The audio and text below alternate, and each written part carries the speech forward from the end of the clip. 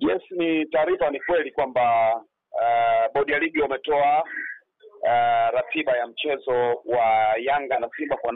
kwa maana ya dabi ya Kariakoo, na kutengeneza ratiba hiyo ina maswali mengi sana ambayo kimsingi lazima watu waanze kuhoji. Mimi binafsi mara baada ya kutoka kwa ratiba hiyo nishaye kuzungumza hapo kabla kwamba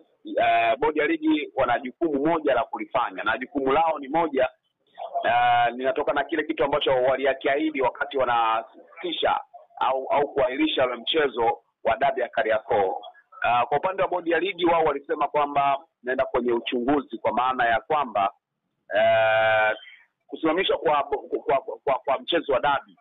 ulikuwa na kasoro ambazo bodi ya ligi walijiridhisha wenyewe kwamba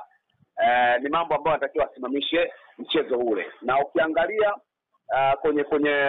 maelezo ya bodi ya ligi